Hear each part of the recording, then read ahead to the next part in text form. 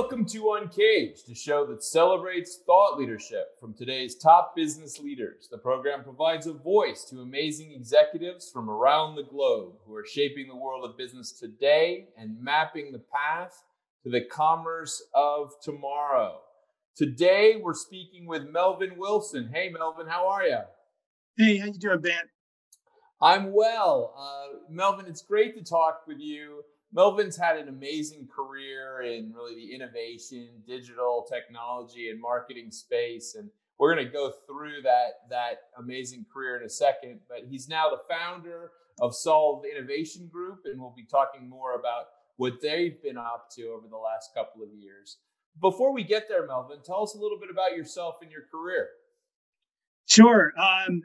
Originally, I thought I was going to be an architect or an engineer, and somehow got the advertising bug and have kind of been riding that train for the last 25 years or so. And weirdly enough, now that I'm involved in innovation and tech, I get to use that tech background that I originally kind of ran away from. However, my mother still thinks I probably should have just been an engineer because she kind of doesn't understand what I do, but it's cool. Would not have it any other way. Glad we still kind of get to play in a space between cool people and cool things. So glad we kind of get a chance to talk through that.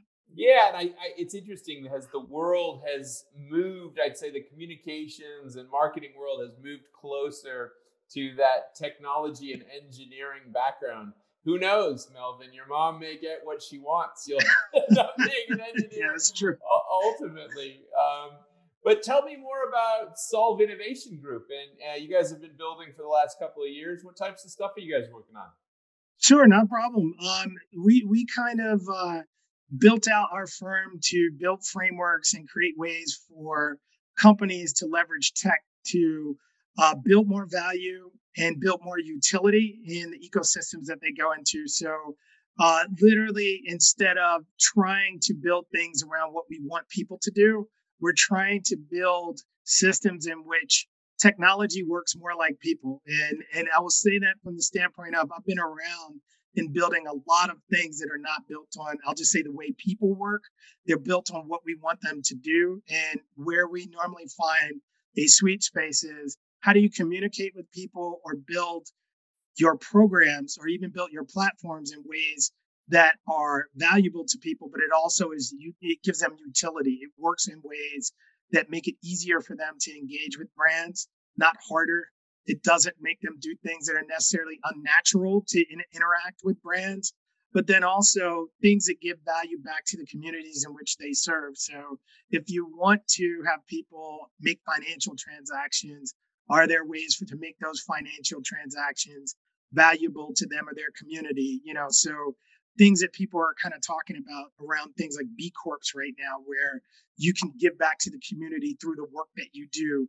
We've kind of been working on those frameworks for the last 6 or 7 years in ways where you can do data without doing bias, or you can do data in ways that gives back to the ecosystems that you're pulling it from. We really believe that's a way to work more with customers in a way that's more ethical and really more useful. And we found that it's the same or similar across multiple verticals. So we actually do a lot of work within the biotech, martech, and fintech verticals because a lot of those things around those topics are almost identical, weirdly enough.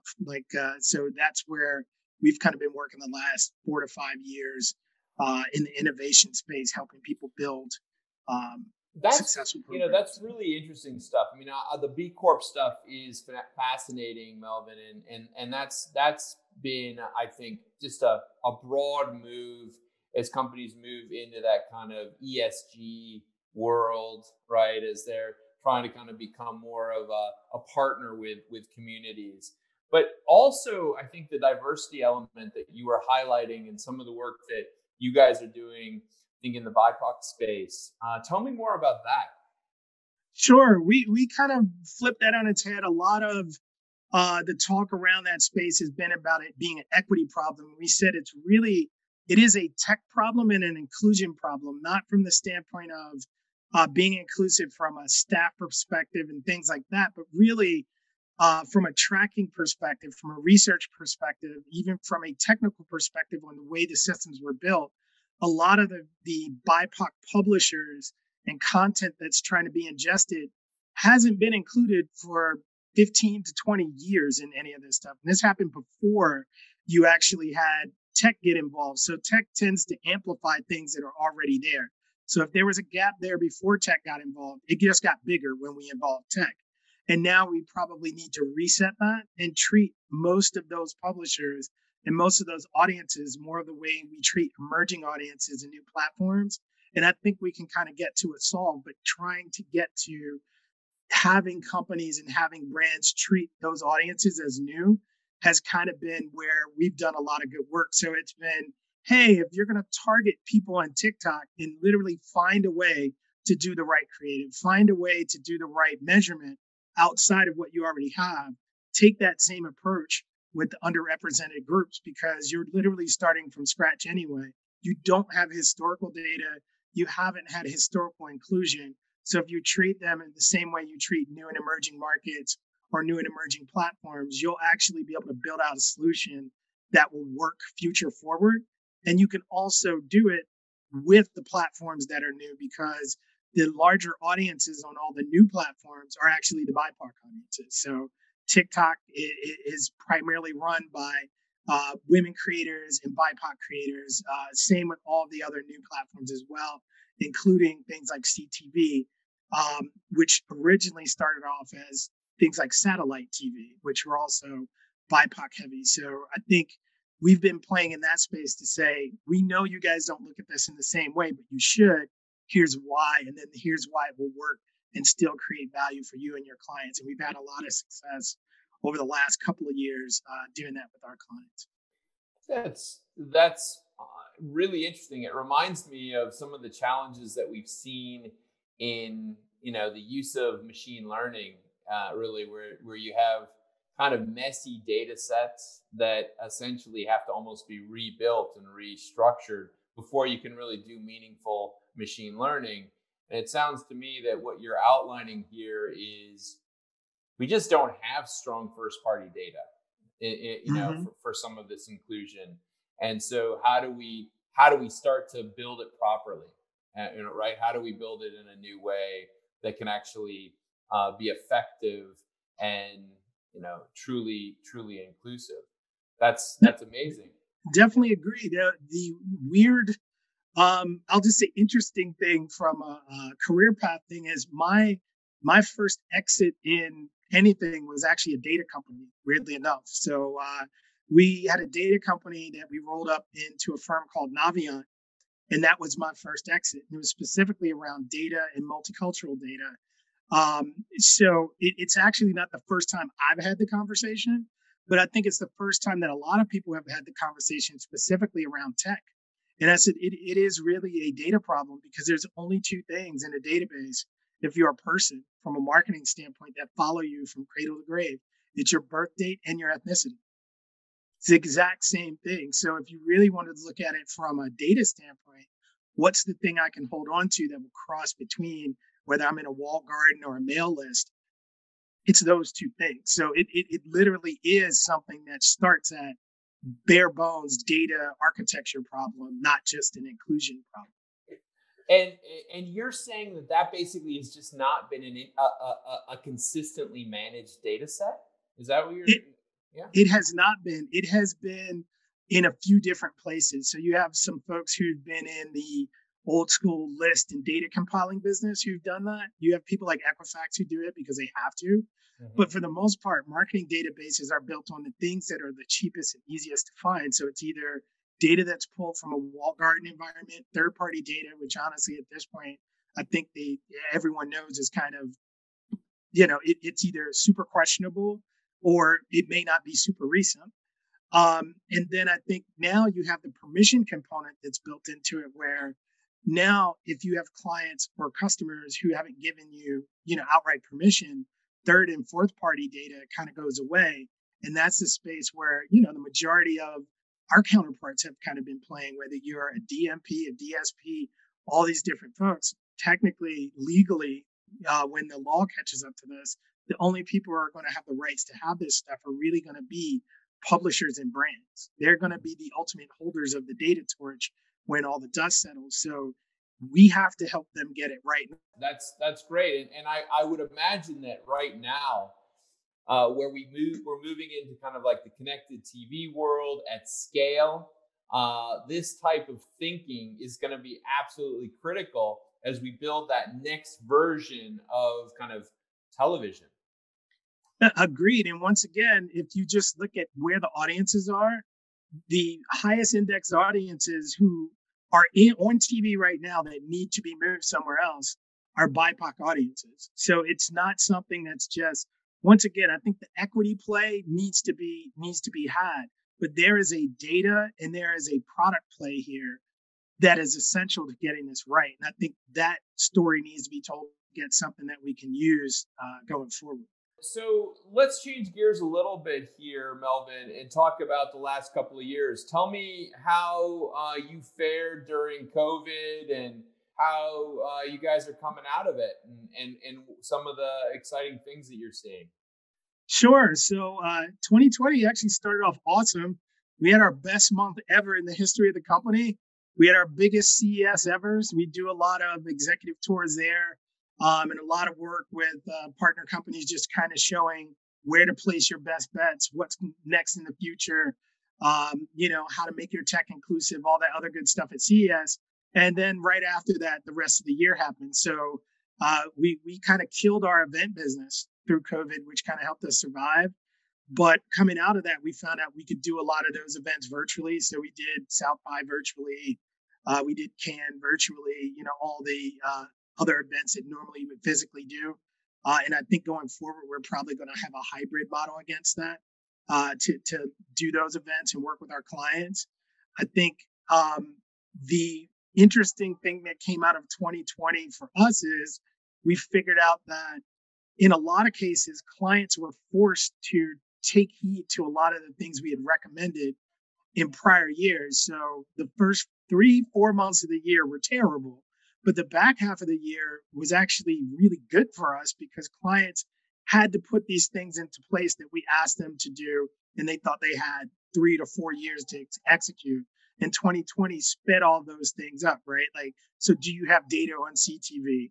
Can you get people to transact via social media? Can you, like, all these different things became essential instead of nice to haves in 2020. So that sped up some of our growth going into this year. Yeah, it definitely operated, I think, as an accelerant on many topics.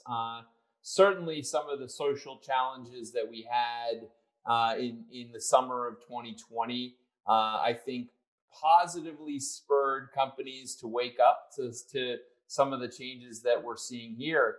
And what I love of what you're talking about is, from a media perspective, if you don't get those building blocks of that technology right, of how you're managing the data, how you're structuring that data, we're just going to continue having the same old problems, right? So this is kind of like a fundamental building block that then will ideally really cascade into a much more equitable solution going forward. So tell me, as you look forward for, this year and in 2022, what are you excited about? What are the key trends? I am super excited about the idea of commerce finally being everywhere. We've finally figured out it's okay to buy it wherever the heck we want to. I know, for the longest time, I'll just say pre-internet, it was we're going to force people to buy in a big box store. Then when the internet happened, they need to buy it from my store or my landing page. And I think what streaming has done is it is completely democratized. I can just do it wherever the heck I want to, right? So I can stream it on whatever platform I want. As long as I watch it, it's good, right? So I think the whole idea of buying from anywhere is a great thing for brands to kind of see, because I think it opens up markets to them. People who would normally be open to their product or even be looking for their product, they may actually look for it. I think the other thing that I'm super excited about is the ability to see more and different types of content on multiple platforms. I think that it's going to be interesting to see whether there's room for more media companies to grow off of that, or whether you're going to see those content providers end up aggregating at big streaming services. I think it's a flip of a coin, and by that meaning, it depends on what laws come down, on whether you have the big three streaming companies become where everybody parks their content, unless they have a reason not to. But I still think niche properties like things like BritBox, I think we're going to just see more of those, where you have a million people who really like whatever it is, and they're willing to pay like $8 to see it. I think that's awesome because the only other thing that looked like that is really old and people thought was dead. It's magazines. Magazines used to be like that. Either you were a Bon Appetit or a Savour guy, but it was only 2,500 people who read it, and no one cared. People still paid like $20 issue for it. I think that it's going to be interesting to see how those verticals build out, and I'm excited to see that because I think as you have a return to that type of verticalization of content, I think you get better content, right? Like, so I think that's going to be exciting to see that. I also think it's going to be interesting to see, in-housing craze, because I think in-housing works for P&G because they have a lot of money and a lot of people. I don't know if in-housing works that great for like Oneida or different folks like that. So I want to see how that's going to hash out. Is that going to create a little cottage economy for more boutique shops or not? Yeah, I've always felt that it's easy for companies like Procter and Gamble to talk about taking everything in house because they're multi-billion, $100 billion, multi-billion, hundreds of billions of dollar revenue business, but certainly that model doesn't make sense for any company that's in the hundreds of millions or even a billion. And so yeah, you're going to have a ton of hybrid models for sure. That's great. Well, listen, Melvin, I mean, listening to what you guys are working on, I'm very excited. I'm excited to see what you come up with this year, because it does seem to me that what you guys are involved with at the Solve Innovation Group is kind of like the building block for the future of media. So I'm really keen to learn more about what you're working on. Thank you so much for joining us today on Uncaged. If someone wanted to reach you, tell us where they should find you. Best spots to reach me are probably LinkedIn and Twitter. On LinkedIn, you can look me up either under Solve Innovation Group or just by my regular name. I don't think I have any funky middle initials. Just Melvin Wilson. And on Twitter, it's at C3MLW. Excellent. Well, listen, we've been speaking with Melvin Wilson. He's the founder of the Solve Innovation Group, and they've been playing a critical role in what I would say are kind of like the inclusion, diversity issues in terms of how companies are building out that media tech architecture and how they're bringing that to market, and some of the audiences, some of the channels that those audiences can best be found on, and really helping clients and brands leverage those channels. So, Melvin, thank you so much for being on Uncaged today. No problem. Thanks for having me, Ben. Cheers. All right.